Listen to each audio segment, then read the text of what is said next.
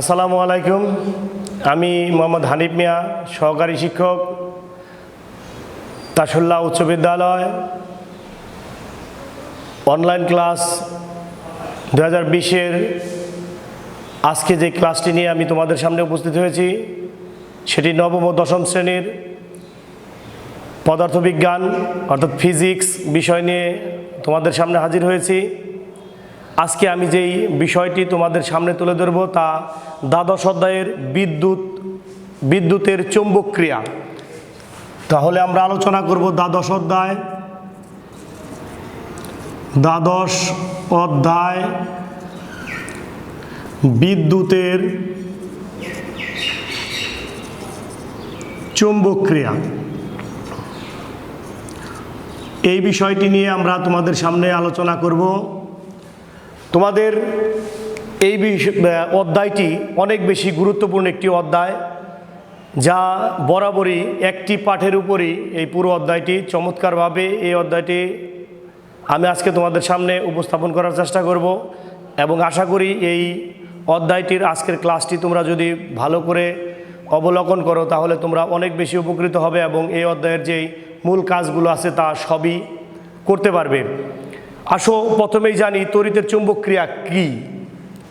কোনো পরিবাহকের ভেতর দিয়ে যদি বিদ্যুৎ প্রবাহিত হয় তাহলে তার চারপাশে একটি চৌম্বক ক্ষেত্রের সৃষ্টি হয়।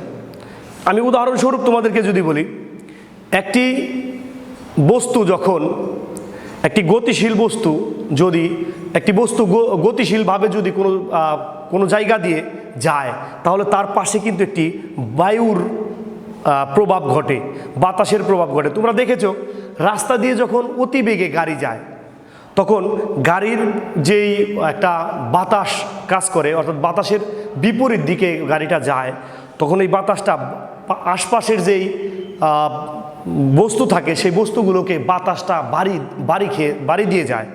ঠিক তেমনি কোনো পরিবাহকের ভেতর দিয়ে যখন বিদ্যুৎ প্রবাহিত হয় তখন তার চারপাশে একটি অদৃশ্য চৌম্বকীয় ক্রিয়ার সৃষ্টি হয়। তোমরা নেটওয়ার্কিং সিস্টেমে বিশেষ করে বিভিন্ন নেটওয়ার্কিং কোম্পানির যেই টিভিতে অ্যাডগুলো দেখো একটা টাওয়ারের ছবি যদি আঁকে, এইভাবে টাওয়ারের পাশে এভাবে তোমার ওরা এইভাবে কিছু রেখার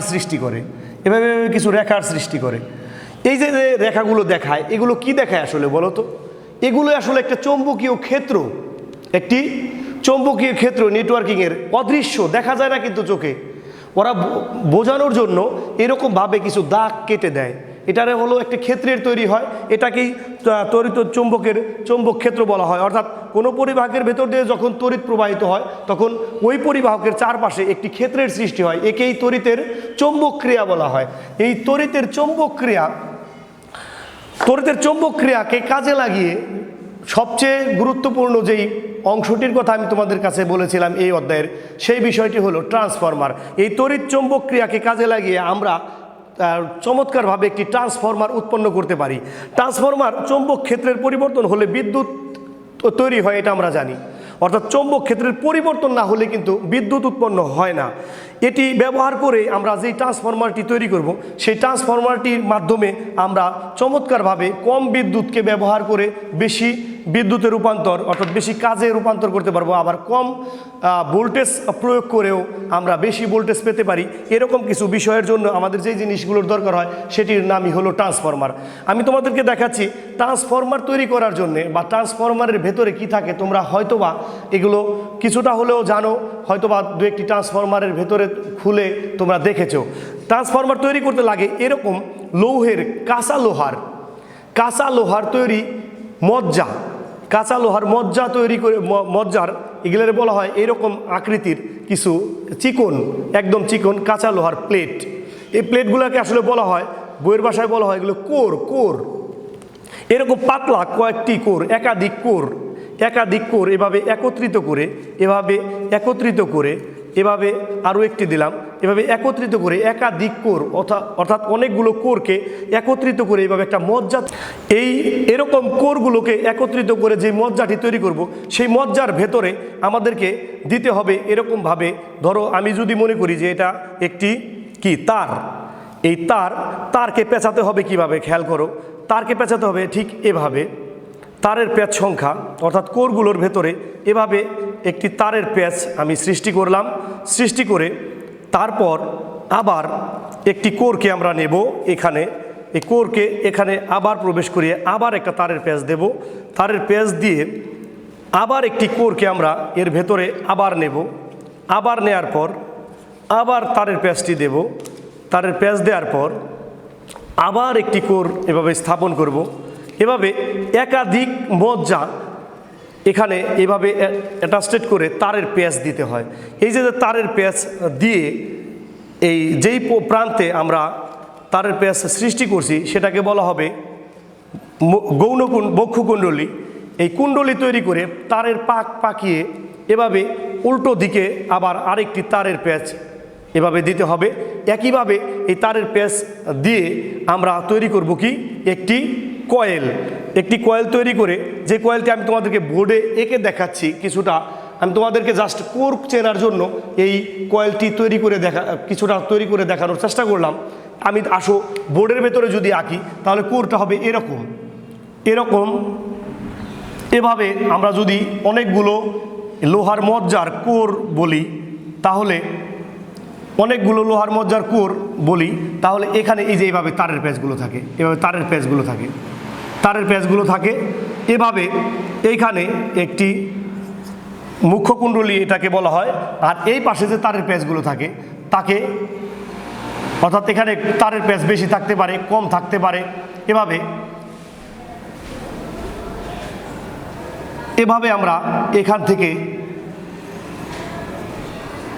আমরা মুখ্য কুণ্ডলী এবং গৌণ কুণ্ডলী এভাবে তৈরি করতে পারি। একটি ট্রান্সফরমার দিয়ে আমরা অত্যন্ত চমকপ্রদভাবে কিছু কাজ করতে পারি।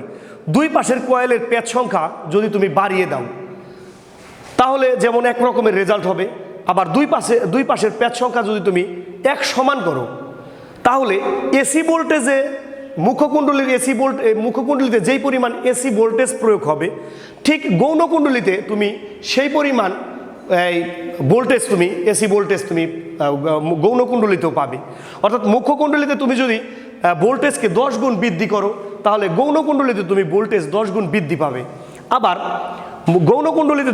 মুখ্য কুণ্ডলীতে তুমি যদি প্যাচের সংখ্যা কমিয়ে দাও, অর্থাৎ ভোল্টেজকে তুমি কমিয়ে দাও, তাহলে গৌণ কুণ্ডলীতে তুমি ভোল্টেজটা কম পাবে। তাহলে আমরা দেখলাম যেই প্রান্ত দিয়ে তুমি মুখ্য কুণ্ডলী দিয়ে ভোল্টেজ প্রয়োগ করবে সেটাকে আমি এই মুখ্য কুণ্ডলীর যে প্যাচ সংখ্যা অর্থাৎ সম্মুখ ভাগ মুখ্য কুণ্ডলীর ভোল্টেজকে আমরা বলতে পারি ইপি।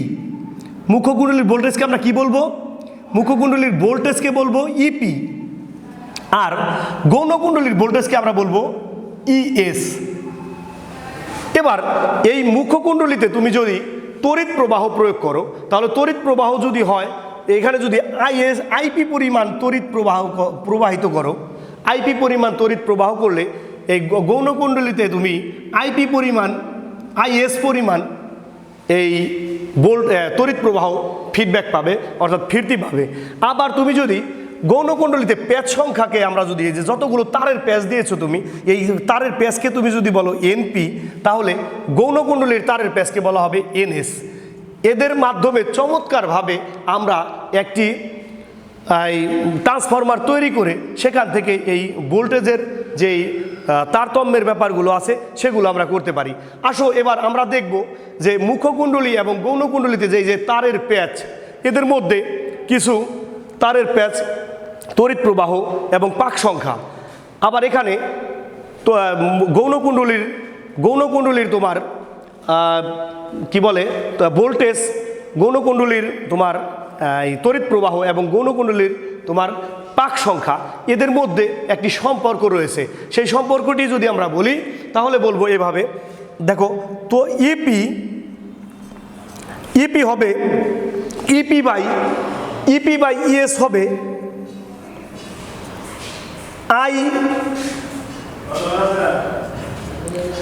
আইএস বাই আইপি এর সমান, অর্থাৎ আইএস বাই আইপি এর সমান হবে তোমার এখানে একটি সূত্র আকারে এদের মধ্যে সম্পর্ক বিদ্যমান হবে, অর্থাৎ ইপি বাই ইএস সমান সমান আইএস বাই আইপি। আবার তুমি যদি আবার তুমি যদি আরও একটি সূত্র প্রয়োগ করো তাহলে তাহলে এটা হবে ইপি বাই ইএস,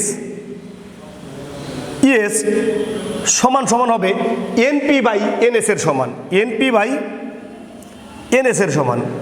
এভাবে আরও একটি সূত্র আমরা প্রয়োগ করতে পারি, অর্থাৎ মুখ্য কুণ্ডলীর তড়িৎ ভোল্টেজ বাই গৌণ কুণ্ডলীর ভোল্টেজ সমান সমান হবে মুখ্য কুণ্ডলীর পাক সংখ্যা বাই গৌণ কুণ্ডলীর পাক সংখ্যা। এবার আসো আমরা আরও একটি সূত্র এই তোমার তড়িৎ প্রবাহ এবং পাক সংখ্যা এর মধ্যে একটি সম্পর্ক স্থাপন করতে পারি। এটা এই সম্পর্কটা এরকম, আইএস বাই আইপি সমান সমান হবে, আইএস বাই আইপি সমান সমান হবে NP by NS, NP by NS.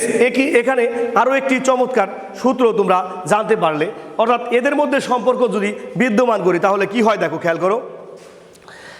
এইটা ইপি বাই ইএস সমান সমান আইএস বাই আইপি, অর্থাৎ ইপি বাই ইএস সমান সমান তাহলে আমরা বলতে পারি এনপি বাই এনএস। খেয়াল করো, ইপি বাই ইএস সমান সমান আইএস বাই আইপি, আবার আইএস বাই আইপি মানে হলো এনপি বাই এনএস। সুতরাং আমরা বলতে পারি কি, সুতরাং আমরা বলতে পারি এদের মধ্যে সম্পর্ক, তিনটা জিনিসের মধ্যে যদি সম্পর্ক স্থাপন করি তাহলে ইপি বাই ইএস সমান সমান হবে আইএস বাই আইপি সমান সমান হবে এনপি বাই এনএস। আমি সূত্রটি আবার তোমাদের লিখে দেখাচ্ছি, দেখো এদের মধ্যে সম্পর্ক বিদ্যমান হবে। এখানে যদি লিখি ইপি বাই ইএস সমান সমান হবে আইএস বাই আইপি সমান সমান হবে এনপি বাই এনএস। এভাবে আমরা চমৎকারভাবে এদের মধ্যে এই ট্রান্সফরমারের যে ভোল্টেজ, তড়িৎ প্রবাহ এবং পাক সংখ্যা, তারের পাক সংখ্যা এসবের সাথে একটি সম্পর্ক বিদ্যমান করতে পারি। আমি তোমাদেরকে একটি কথা বলি, তোমাদের এই যে ট্রান্সফরমার পার্টটি অর্থাৎ দ্বাদশ অধ্যায় যাকে বলা হয় বিদ্যুতের চৌম্বক ক্রিয়া, বিদ্যুতের চৌম্বক ক্রিয়াতে এই একটি পার্ট সবচেয়ে বেশি গুরুত্বপূর্ণ, তোমাদের অনেক বেশি প্রয়োজন হবে। এখান থেকে যদি যে কোনো প্রশ্ন যদি হয় বোর্ড পরীক্ষাতে, শুধুমাত্র এই পার্টটা ব্যবহার করে এই প্রশ্নটা হয়, যেই কারণে তোমাদেরকে মনে রাখতে হবে এই সূত্রগুলো, অর্থাৎ এই ট্রান্সফরমারের যে বিষয়াদিগুলো আছে তাদের মধ্যে যে সম্পর্ক, সেই সম্পর্কের জন্য তোমাকে দরকার হবে এই চারটি সূত্রের এবং তিনটি সূত্র দিয়ে পরবর্তীতে আরও একটি সূত্রে রূপান্তর করা যায়। আমরা এখন দেখব যে এই সূত্রকে ব্যবহার করে তোমাদের এই অধ্যায়ের গাণিতিক একটা ব্যাখ্যার বিষয়টা আমরা তুলে ধরবো তোমাদের সামনে। গাণিতিক ব্যাখ্যায় তোমরা এই অধ্যায়ভিত্তিক অনেকগুলো অঙ্ক পাবে, অনেকগুলো, প্রত্যেকটা প্রশ্নের মাঝেই দেখবে এখানে তোমাদের কিছু অঙ্ক রয়েছে। আমি তার ভেতর থেকে একটি অনুশীলনী ভিত্তিক অঙ্কের সমাধান তোমাদের করে দেখাচ্ছি। দেখো এখানে প্রশ্নটি তোমাকে করা হয়েছে, একটি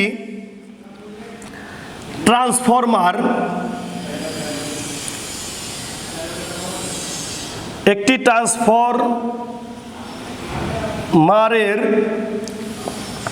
মুখ্য কুণ্ডলীর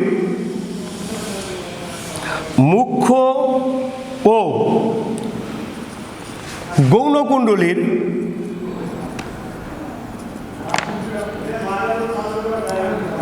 কুণ্ডলীর পাক সংখ্যা যথাক্রমে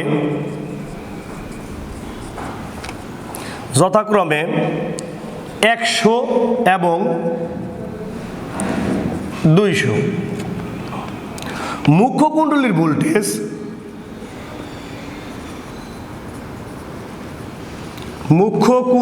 ভোল্টেজ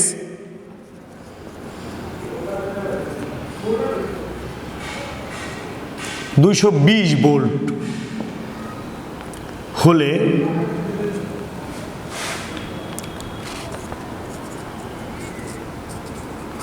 গৌণ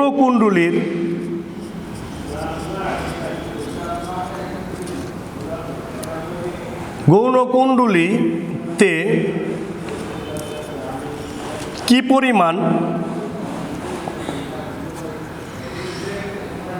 ভোল্টেজ সৃষ্টি হবে।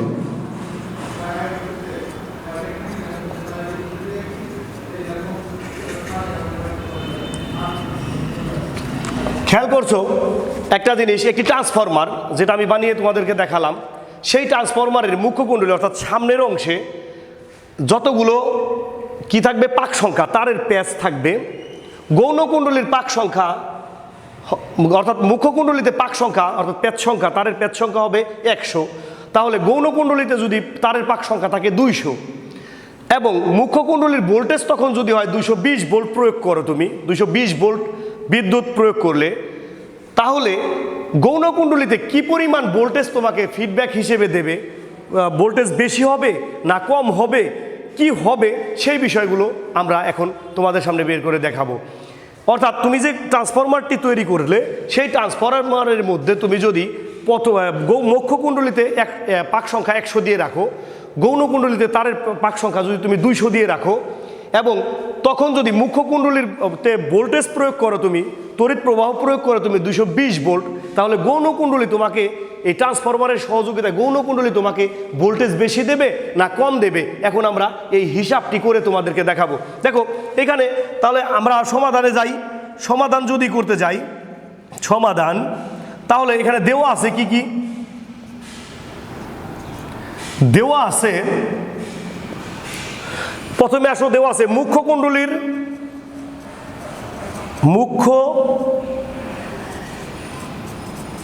কুণ্ডলীর পাক সংখ্যা। আমি বলেছিলাম পাক সংখ্যাকে কি মুখ্য কুণ্ডলীর পাক সংখ্যাকে কি দ্বারা প্রকাশ করে, মুখ্য কুণ্ডলীর পাক সংখ্যা হবে এন পি কত 100। আবার গৌণ কুণ্ডলীর পাক সংখ্যা যদি বলি, গৌণ কুণ্ডলীর পাক সংখ্যা যদি আমরা বলি, তাহলে গৌণ কুণ্ডলীর পাক সংখ্যা হবে এন এস সমান সমান কত দেওয়া আছে 200টি। এবার আসো এই পাশে যদি লিখি, তারপরে দেওয়া আছে মুখ্য কুণ্ডলীর ভোল্টেজ, মুখ্য কুণ্ডলীর ভোল্টেজ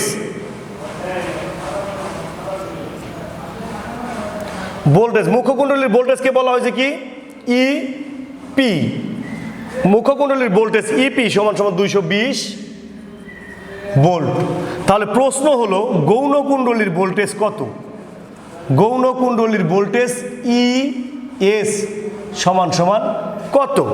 এবার আমরা এই প্রশ্নটির উত্তর আমরা করব। তোমাদের সামনে আমি আগেই তুলে ধরেছিলাম একটি সূত্র, আমরা অঙ্কটি তোমরা দেখলে, আমরা এবার চলে যাব অঙ্কটির সমাধানের যেই সূত্র, সেই সূত্র দিয়ে কিভাবে আমরা এই অঙ্কটি করতে পারি তা। তাহলে আমরা একটা সূত্র জানি কি, আমরা জানি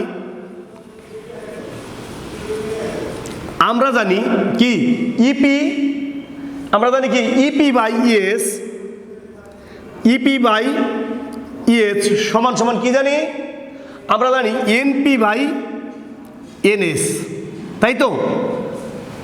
ইপি বাই ইএস সমান সমান আমরা জানি এনপি বাই এনএস। এই সূত্রের সাহায্যে আমরা সহজেই এই অঙ্কটি করতে পারি। দেখো খেয়াল করো, বা আমরা বাইর করতে চাই কি ইএস, তাহলে ইএস আর এনপি কোনাকুনি গুণ করি, তাহলে ইএস এনপি সমান সমান ইপি এনএস, ইপি গুণ এনএস। এবার এই অংশটা আমরা যদি একটু মুছে দেই, তাহলে আমরা এবার লিখতে পারি, আমরা চাই উত্তর চাই ইএস এর, ইএস সমান সমান কি হবে তাহলে ইপি এনএস বাই হবে এনপি। এবার আমরা মানগুলো ব্যবহার করি, মানগুলো ইপির মান ছিল কত 100 ভোল্ট, ইপির মান ছিল 220 ভোল্ট, 220 ভোল্ট গুণ এনএস এর মান ছিল 200, পাক সংখ্যা অর্থাৎ গৌণ কুণ্ডলীর পাক সংখ্যা ছিল 200, আর এনপি মানে হলো মুখ্য কুণ্ডলীর পাক সংখ্যা ছিল 100। তাহলে এই 100 2 শূন্য 100 2 শূন্য কাটলাম, কত হয় 440 ভোল্ট। তাহলে দেখো খেয়াল করো, আমরা মুখ্য কুণ্ডলীতে ভোল্টেজ প্রয়োগ করছিলাম কত 220 ভোল্ট। এবার এই পাক সংখ্যার তারতম্যের কারণে আমরা গৌণ কুণ্ডলীতে যে ভোল্টেজটা পেলাম সেই ভোল্টেজটার পরিমাণ কত 440 ভোল্ট, অর্থাৎ কম ভোল্টেজ প্রয়োগ করেও আমরা এখান থেকে বেশি ভোল্টেজ পেলাম। এভাবেই ট্রান্সফরমারের মাধ্যমে চমৎকারভাবে আমরা আমাদের যেই ভোল্টেজের যে তারতম্যে ঘটানো পাক সংখ্যার তারতম্য ঘটিয়ে অর্থাৎ তারের প্যাচকে কমিয়ে বা বাড়িয়ে আমরা চমৎকারভাবে ট্রান্সফরমার তৈরি করে সেই ট্রান্সফরমারের মাধ্যমে বিদ্যুতের এইরকম সুবিধাগুলো আমরা পেতে পারি, বিদ্যুতের এই সুবিধাগুলো আমরা নিতে পারি। আমরা এই অধ্যায়ের একটি অঙ্ক, যেহেতু এটা অনলাইন ক্লাস, তাই আমরা চেষ্টা করলাম তোমাদেরকে সংক্ষিপ্ত পরিসরে একটি মাত্র উদাহরণ দেওয়ার জন্য। তোমরা বাড়িতে যখন থাকবে, বাড়িতে যখন আমার এই ক্লাসটি দেখে যখন বইয়ের আলোকে বই বের করে তোমরা নিজেদের মতো চেষ্টা করবে অঙ্কগুলো করার জন্য, তখন তোমরা আমি যে সূত্রগুলো তোমাদেরকে লিখে দিয়েছিলাম 3টি সূত্র, সেই সবগুলো সূত্রকে কাজে লাগিয়ে যেই অঙ্কটা করার জন্য তোমার যেই সূত্রের প্রয়োজন হয় সেই সূত্রটা ব্যবহার করে তোমরা নিজেরাই এই অধ্যায়ের যেই অন্য গাণিতিক সমস্যাগুলো আছে সেই সমস্যার সমাধান চমৎকারভাবে করতে পারবে। আর সবচেয়ে বড় যেই বিষয়টি আমি তোমাদেরকে বলবো সেই বিষয়টি হলো, এই অধ্যায়টা তোমরা যখন বারবার ট্রান্সফরমারের এই পাঠটি পড়বে, কয়েকবার পড়লে এবং আমার এই ক্লাসটার সহযোগিতায় তোমরা দেখবে সহজেই তোমরা এই অনায়াসে এই অঙ্কগুলোর বা সমস্যাগুলোর, গাণিতিক সমস্যাগুলোর সমাধান তোমরা করতে পারবে। তো আমি আজকে আর ক্লাস দীর্ঘায়িত করব না, তোমাদের সকলকে ধন্যবাদ জানাচ্ছি। তোমরা বাসায় থাকো, সুস্থ থাকো এবং আমাদের অনলাইনের এই ক্লাসগুলো দেখে অনেক বেশি উপকৃত হও, সেই প্রত্যাশা রেখে আজকের মতো বিদায় নিচ্ছি।